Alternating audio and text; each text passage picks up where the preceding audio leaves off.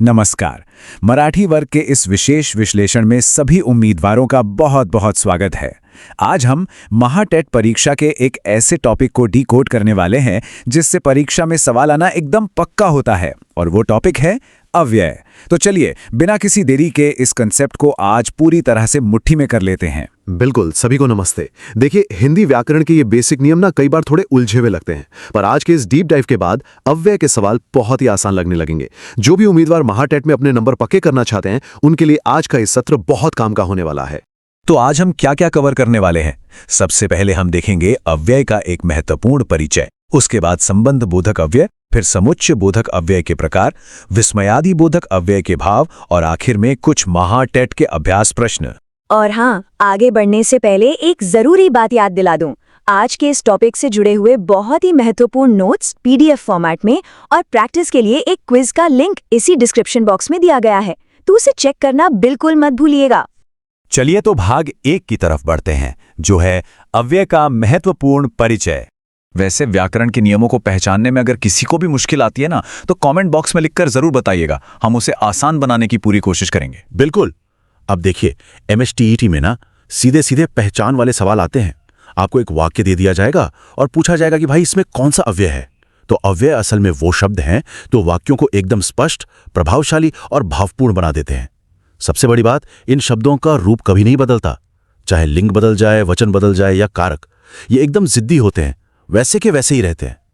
आज के इस सत्र के खत्म होने तक इन्हें पहचानना आपके लिए चुटकियों का खेल हो जाएगा। अब आते हैं दूसरे भाग पर, संबंध बोधक अव्यय और उसके उदाहरण। अच्छा, संबंध बोधक, ये नाम सुनकर ही ऐसा लग रहा है ना जैसे ये किन्हीं दो चीजों के बीच का रिश्ता बता रहा हो। क्या सच में इसका यही मतलब है? एकदम 100% की बात कही। संबंध बोधक का मतलब ही है जो रिश्ता बताए। जो शब्द वाक्य में संज्ञा या सर्वनाम का संबंध वाक्य के बाकी शब्दों से बताते हैं, बस वही संबंध बोधक अव्यय कहलाते हैं। इसे एक बहुत ही आम सी बात से समझते हैं। मान लीजिए हमने कहा पुस्तक मेज पर रखी है। अब यहां मेज और रखी है के बीच का जो कनेक्शन है, जो रिश्ता है, वो कौन सा शब्द बता रहा है? वो शब्द है पर। तो बस ये पर ही हमारा संबंध बोधक अव्यय हो गया। इसे पहचानने के कुछ बहुत ही प्रमुख शब्द हैं, जैसे कि में, पर, से, तक, पास या फिर बिना। अगर वाक्य में ऐसे शब्द दिख जाएं जो किसी जगह या दिशा का बोध करा रहे हों, तो समझ जाइए कि वो संबंध बोधक है। अरे वाह, ये तो बहुत ही सीधा और स्पष्ट है। चलिए अपनी रोजमर्रा की जिंदगी से एक और उदाहरण लेते हैं।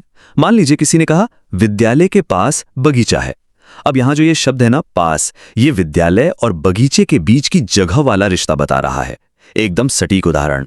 अब बढ़ते हैं हमारे तीसरे भाग की ओर, समुच्चय बोधक अव्यय के प्रकार। पर हां, आगे बढ़ने से पहले एक छोटी सी लेकिन बहुत काम की जानकारी।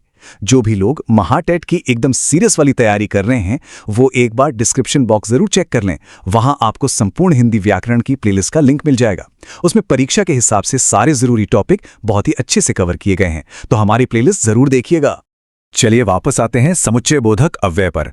इसकी परिभाषा तो और भी ज्यादा सरल है। जो शब्द दो शब्दों, दो वाक्यों या दो पदों को आपस में जोड़ने का काम करते हैं, उन्हें हम समुच्चय बोधक कहते हैं। मतलब ये एक तरह से वाक्यों के बीच फेविकॉल का या फिर एक पुल का काम करते हैं ना। बिल्कुल सही पकड़ा।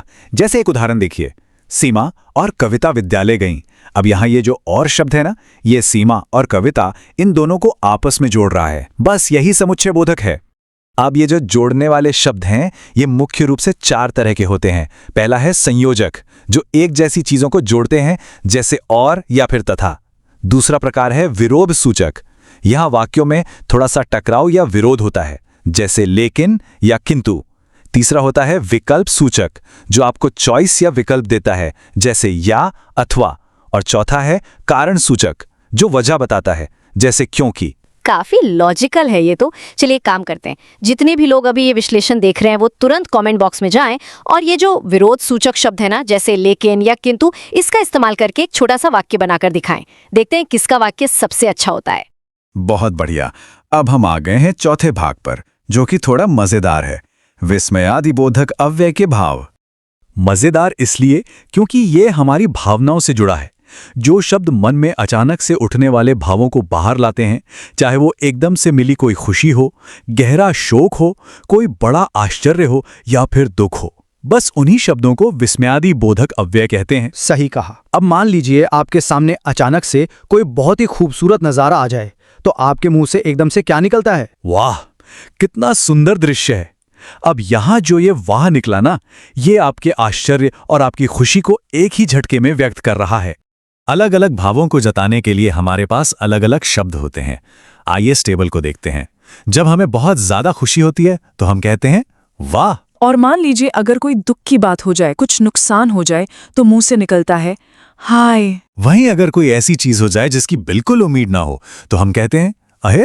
और जब किसी की तारीफ करनी हो, किसी ने बहुत कमाल का काम किया हो, तो हम शाबाशी देते हुए कहते हैं शाबाश। तो आपने ध्यान दिया, हमारी आवाज का जो टोन है, जो हमारा स्वर है, वही इन अवयवों की असली पहचान करवा देता है।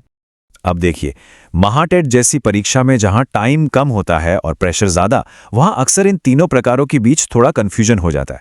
इसलिए ये तुलना करने वाली टेबल बहुत ही काम की है।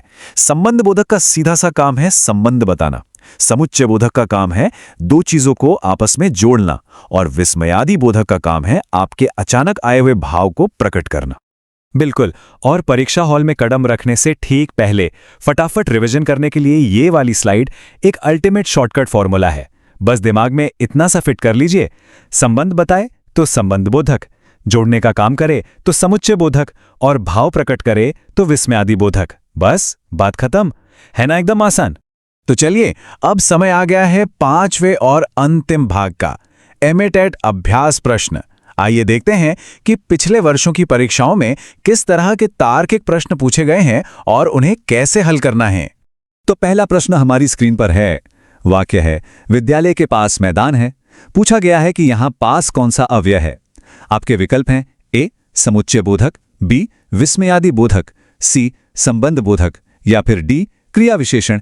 जल्दी से अपना दिमाग दौड़ाइए और कमेंट बॉक्स में उत्तर टाइप कीजिए। और इसका एकदम सही उत्तर है विकल्प सी संबंध बोधक। इसके पीछे का लॉजिक बहुत ही साफ है।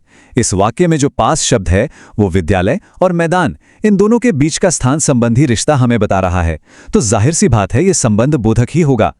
बहुत अच्छे, चलिए अब दूसरा प्रश्न देखते हैं। वाक्य है, सीमा और कविता प्रतियोगिता में भाग लेंगी। यहां पर और कौन सा अव्यय है? विकल्प हैं ए संबंध बोधक, बी समुच्चय बोधक, सी विस्मयादि बोधक, या फिर डी परिमाणवाचक। ये तो देखते ही पहचाना जा सकता है। इसका सही उत्तर है विकल्प बी समुच्चय बोधक। कारण बहुत ही स्पष्ट है, यहाँ और शब्द दो संज्ञाओं को यानी सीमा और कविता को एक साथ जोड़ने का काम कर रहा है, इसलिए ये समुच्चय बोधक है। क्या बात है। और अब आते हैं हमारे आज के आखिरी प्रश्न पर। वाह, तुमने बहुत अच्छा कार्य किया। यहां वाह कौन सा अव्यय है? ए संबंध बोधक, बी समुच्चय बोधक, सी विस्मयादि बोधक, या डी संकेतवाचक। मुझे पूरा यकीन है कि ये जवाब तो सबका सही हुआ होगा। इसका सही उत्तर है विकल्प सी विस्मयादि बोधक, क्योंकि जो वाह शब्द है वो साफ तौर पर खुशी और तारीफ के उस अचानक आए भाव को प्रकट कर रहा है। तो इसी के साथ हमारा आज का ये विश्लेषण यहीं पूरा होता है। हमें उम्मीद है कि अव्यय को लेकर अब सारे डाउट क्लियर हो गए होंगे। महाटेट परीक्षा के व्याकरण वाले हिस्से में पूरे नंबर लाने हैं तो बस इन नियमों का थोड़ा थोड़ा अभ्यास करते रहिए। बिल्कुल सही कहा। लेकिन जाते जाते एक छोटा सा सवाल छोड़कर जा रहे हैं। जरा सोचिए कि इसलिए शब्द ये कौन सा अव्यय है? क्या ये समुच्चय बोधक है या फिर संबंध बोधक?